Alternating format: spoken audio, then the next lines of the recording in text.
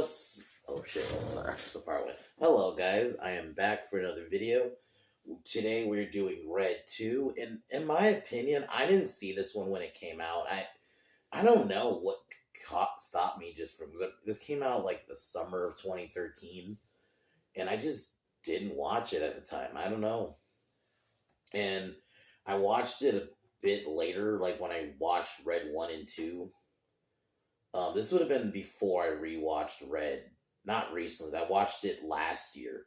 So I guess it would have been before I rewatched it last year. I watched it 1 and 2 back to back.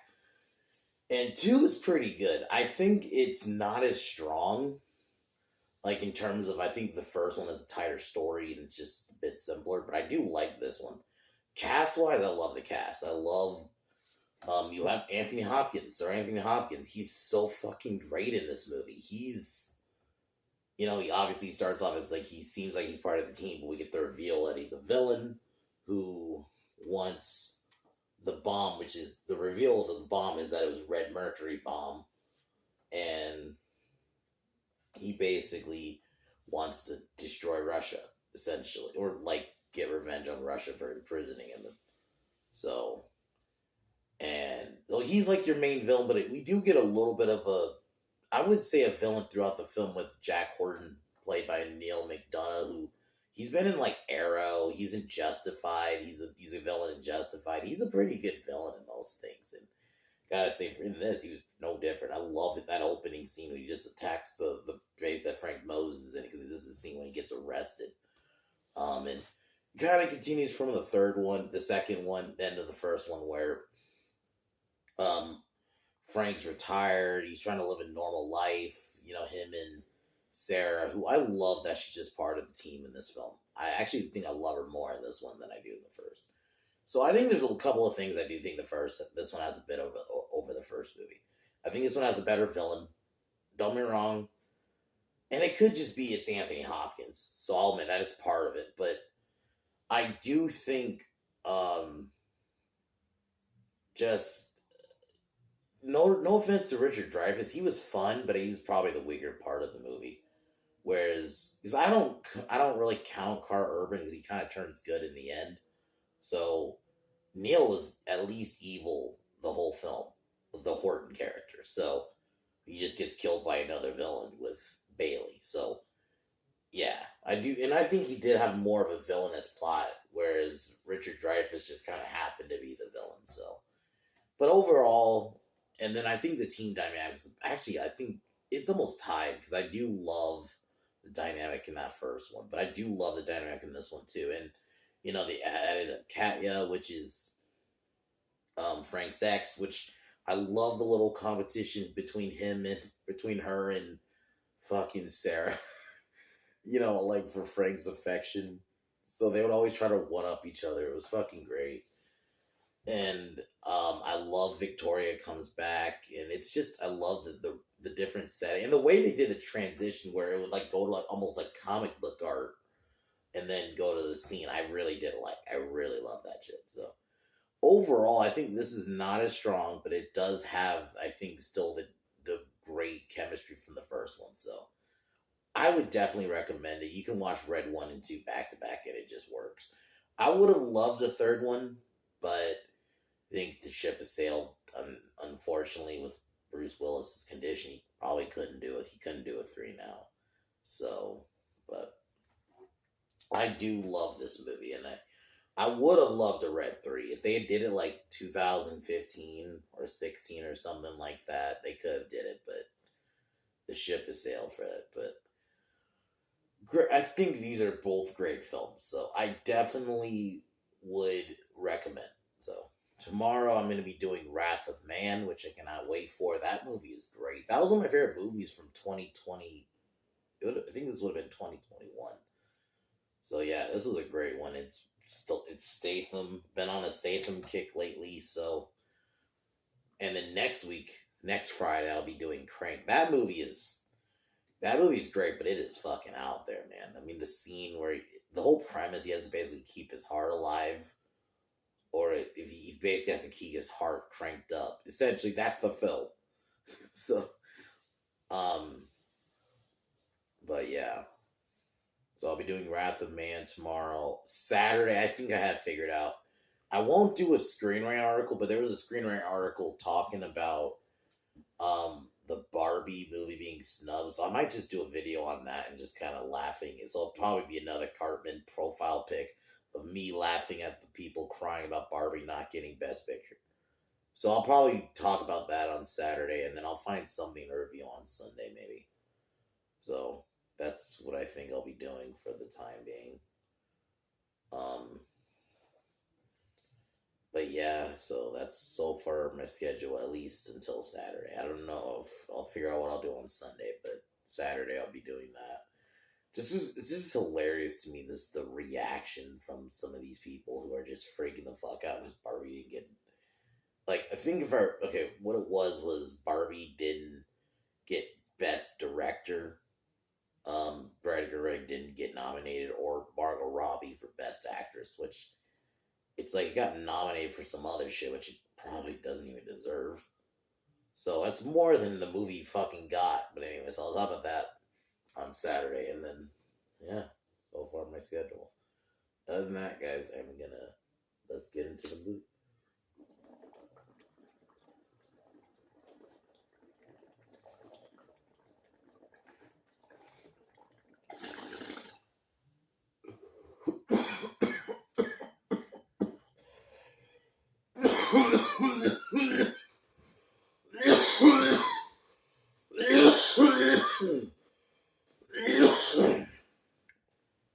Whoa.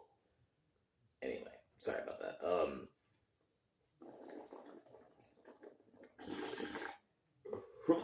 The movie starts with Frank. I just love this scene. We see Frank and Sarah in fucking Costco. Frank's just kind of, he's trying to live a normal life. You know, he's retired. Marvin tries to warn Frank that, there's still some people after them, but Frank writes it off, and then we see seemingly Marvin. I'll admit, I was a little shocked. I remember the first time watching this and being like, what the fuck? They killed Frank, but then they did. I'll just spoil that part. Yeah, Frank fakes his death, but so then we get a scene of Frank going to Marvin's funeral and saying a speech there, but then he ends up, after leaving the funeral, gets detained. And this is where Jack Horton's hitmen attack the place and try to get Frank Moses, and Frank just takes them all out, which is great. Like, we just see, and I love the look on fucking Horton's face every time he just sees his men just get killed. He's like, fuck. He just get noticeably angry. He's like, fuck. Yeah, because he realized, okay, dude, this dude's good. Like, I love that about these films, how self-aware they are, and they're genuinely funny. Like, it's good humor. Like, I'm not against humor movies if it's actually clever and not just cringy Marvel humor or just quippy shit. When you actually try to be you gotta be clever with the comedy. I prefer movies if you're gonna have humor, at least try to do that and not just, and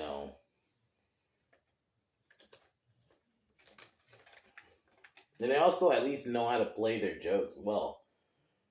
Because there's even a scene, I guess I could jump ahead, where Gordon, after killing a lot of the police,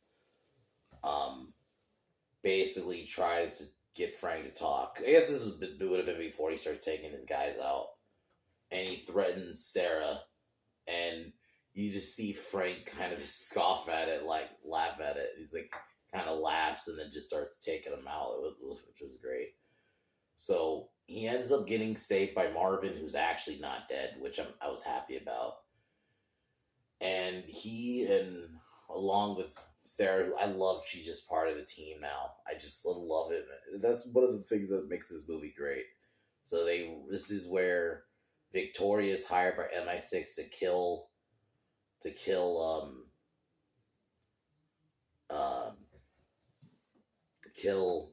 Moses. Also, hiring Frank hires Han, who's a rival of Moses, who was like they knew they had some kind of history and he wants revenge on Moses.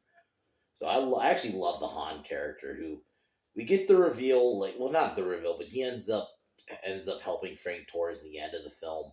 But yeah, so Victoria, sorry, I was gonna say Helen because it's Helen Mirren.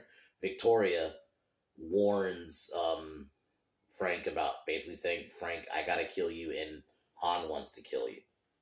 So they're on the run. They steal Han's plane, which was pretty funny, to go to Russia so they can look for the frog.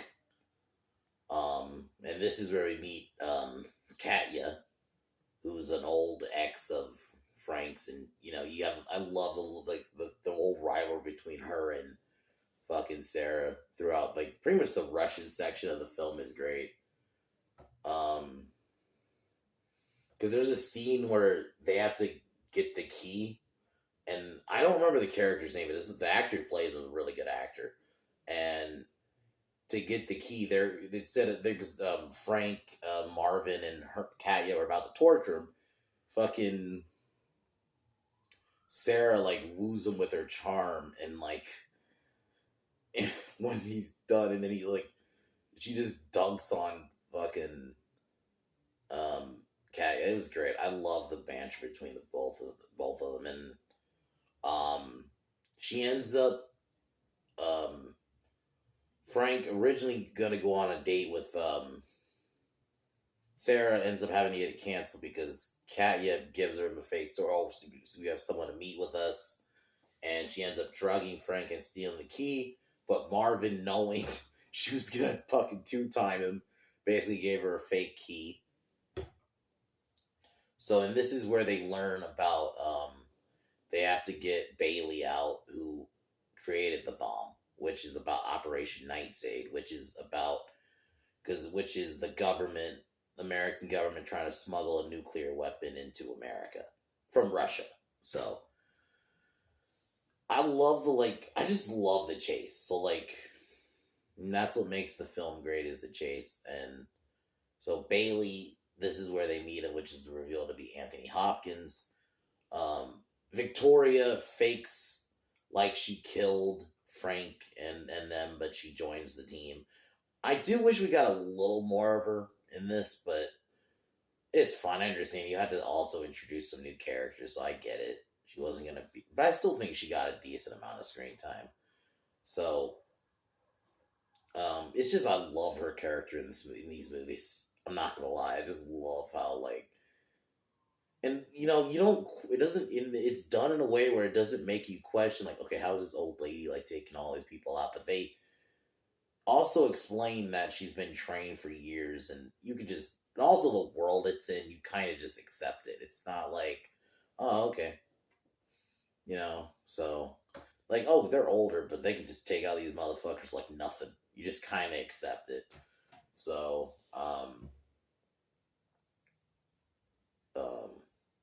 if I remember, yeah. So they end up going to Russia, and this is where they meet Brian Cox's character. I did like they brought him back. So they break Bailey out, which I love the whole sequence. They had to go to a Papa John's to go find the bomb in Moscow. So I'm just gonna jump at yes. They break him out. Then Victoria gets herself captured while the team go to Moscow because Bailey was on some drugs, so he kind of forgot where the location of the bomb was. But then he realizes where it was, so he goes to Moscow, and they break into a Papa John's, and you have fucking Marvin just eating pizza while he's having a guy fucking has I'm assuming it's the clerk or something handcuffed, not handcuffed, in tape. So they find the bomb. Katya ends up joining the team, and then Victoria, having basically got told by her boss, you don't see, he shows her a thing, but the real reveal is that Bailey was actually a bad guy and that he wanted to use the bomb to detonate it in Russian soil because he wanted revenge for, being locked up for so long. So once the reveal happens, because we see her call Frank.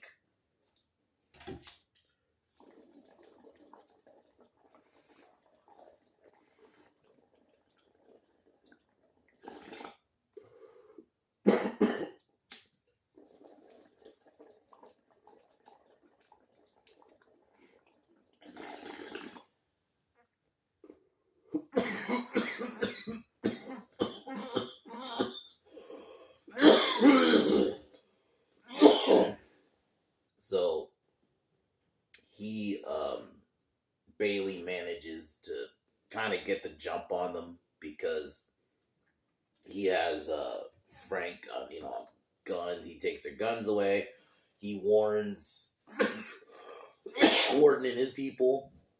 They end up, and then Bailey ends up shooting Jaya, who's like a Russian in the Russian military. Basically, if to make it seem like, oh, Frank shot her, so Frank can get arrested and executed, and then Bailey gets turned on by Horton, and Horton has him arrested, but Bailey has an antidote because he releases like a nerve kind of like gas that ends up killing everybody, but he ends up keeping Horton alive for a second, and then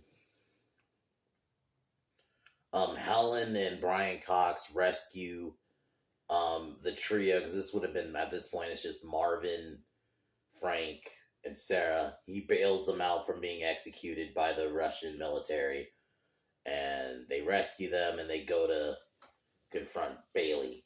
Or they go to the Iranian embassy, so I think they go to Iran, basically. So, it's Sarah seduces the ambassador to get in, but the ambassador ends up getting killed, and Bailey takes Sarah hostage in the scuffle, and this is at this point Frank convinces Han to help him, and yeah, Han throughout, Han is a badass. Like, there's a scene in the fucking market, like in the Russian market, he's like taking out like the Russian police. That was a fucking great fight scene. And he's like handcuffed to, because Frank handcuffed him to like a refrigerator, but he breaks the door and he just beats the shit out of these people. Like, the fight choreography is still there. The CGI, there are some scenes where it does not look good. You can clearly, some shots, it looks like a green screen, but I can get over it because the movie is really good still. I think I can overlook like bad CGI. Everything else is great. Like, the fight scenes are still really good. Even like Frank with Han, like, they make it believable. Like, yeah, like on paper, realistically, how would Frank? I love Bruce Willis, but he's going against an uber trained guy like Han. So yeah, but they do make it believable that you don't think about that shit. You're not really questioning like how at their age they're still doing this shit, but it's just like you kind of just accept it. And that's what makes the movie work. And I gotta give credit. Anthony Hopkins is such a good actor. He really nails it as Bailey. I love the reveal of him being a bad guy, even though he's not the bad guy the whole film, because it's really Horton that's like the real villain, like, because he's kind of like the one that you kind of the main group team deals with throughout the film. It isn't until later we get the reveal of Bailey being the villain, but Anthony Hopkins still kills it, and I mean, he always turns it up, and just even in a movie like this, it's just great that he doesn't care what the movie is. It can be just like some dumb action movie, and I'm not saying that's what this movie is, but just I guess in a sense it kind of is compared to the first one anyway. But it's still like he still brings out a stellar performance. So I thought he was a good villain in this. He had his decent motives. He wanted revenge for being locked away for years. And yeah, Very simple. Nothing more, nothing less. They don't try to make him sympathetic. He's just a bad guy who wants revenge. So he ends up forcing Frank. I was gonna say John. I was gonna fucking say John like John McClane. Holy shit. But yeah, he forces Frank to propose a trade. Like he keeps the bomb, but he has to keep the girls. Basically saying the bomb's still gonna go off while he gets away. But we get the reveal that Frank actually had already set the bomb, the red mercury bomb in the plane, and ends up blowing up. But he blew up Han's plane, and we see this Han. It's like, Frank, you better pay me before I kill you. It's fucking funny. Overall, great movie. It's the great banter. It's a great group film, and I'm thinking of giving this like an 8. It's not as the first one. I'd almost give a 10. Like, honestly, I'm borderline. I think I would give the first one a 10. At least with the genre it's in, I would give it a 10. It has all like everything that makes a good movie. Good cast, good soundtrack, good characters. Which is tied to good cast, but I do somewhat separate because characters are more in the writing. Great writing in general, just simplicity of it, good action. It had everything good, and I think this one is there. It's just, some of the CGI doesn't look great. I think this one, I will agree. One criticism: I don't think it needed to be almost 2 hours. I think you could have tightened it up to like an hour and 40, but I still think it was a good movie, and I actually think it's not a better villain. I think Anthony Hopkins kills it as the villain, and I actually think Neil McDonough does too. I think he was a good villain for a lot of the film, and then we get the reveal of Bailey later on. But I forgot, I should have mentioned, yeah. So what ended up happening with Horton, he gets blown up. He gets his throat slit um by Bailey. So he gets killed by the villain. So I think it would have been. I would have liked to see maybe him and Frank have had a face off, but I understand. I'm okay with it not being necessarily a physical fight in the end. It doesn't always have to be that way. The group dynamic is still very fun. I love Sarah's performance in this. Mary Louise Parker, I think, really brought it in this one. I love how much he just like the scene where Frank gives her the gun and the whole thing in the movie. There's a thing movies had a thing called a payoff. Where because like earlier in the film, Frank's like, I don't want to give her a gun because she's like, because then the moment she gets a gun, I can do it, and she shoots it, it just like goes off and almost hits them. It's like, and then later on, she eventually gets a gun from him. This is before they go to the Iranian embassy. It's like, I just love, like, it has callbacks. I love the transitions. Like, like it goes from like when a scene like kind of ends, it transitions to like it goes to like almost like comic book art, and then transitions like red comic. It looks great. I very much recommend these movies. They're just fun films. It is kind of old Expendables a little bit. Not necessarily this one as much. I think more the first one. I would say that about. But Anthony Hopkins kills it, and that's probably what I'm going to title the video. Or it's going to be something with Anthony Hopkins. I just think Anthony Hopkins is VIP. That's probably what I'm going to title this video. He's a great villain. Even though he's not the villain of the film, the whole movie. Like, even before we get the reveal of him being a villain, I love just how fun of a character he is. And his dynamic with the group. And part of me is like, I would have not... Maybe they should... I wouldn't mind if they just stuck with, Horton being the main villain and have Hopkins be part of the team. But I'm okay with what we got, too. I think he's just all around a great actor. So, and I love these movies. So that's all I can really say. So, 8 out of 10 movie. Love Red. I would have loved a Red 3, but unfortunately we missed the boat on that, and it can't happen now. Bruce is not acting anymore because of his conditions, so it's never gonna happen now. And maybe it's for the best. I'm okay with it just being 2 movies, and who knows if they would have fucked it up in the 3rd movie. Who knows? I'm not saying they would have, but You know, it sometimes is nice as it doesn't need to be tainted. I'm okay with just the two movies we got. So would have loved a third. You know, I think if the same people were involved, I think if a red three would have worked, and then that could have been it. You know, have it be a trilogy. But I'm okay with the duology. So that's all I can really say. 8 out of 10 movie. Yeah. And Marvin's great. Marvin's probably my second favorite character. Like of like the main team, he's my favorite. I love how over the top he is. And Kaya's death was pretty sad. Like you felt bad for her when she got shot. You know? And even like Sarah was sad, so it's like she's sad for her man and she knows how much she meant to him. So ultimately she really loves him. Like just and Helen, you have a strong woman like Victoria and gasps. This was 2010. No, this would have been 13 now. But yeah, love these movies. But other than that, guys, tomorrow, Wrath of Man, which I cannot wait to watch again. I should have probably reviewed that at the time. I just didn't. But man, this movie was a fucking banger, and it was a pretty good revenge story too, because it is kind of a revenge movie, especially the fucking ending. Oh, I can't wait to talk about that tomorrow. But yeah.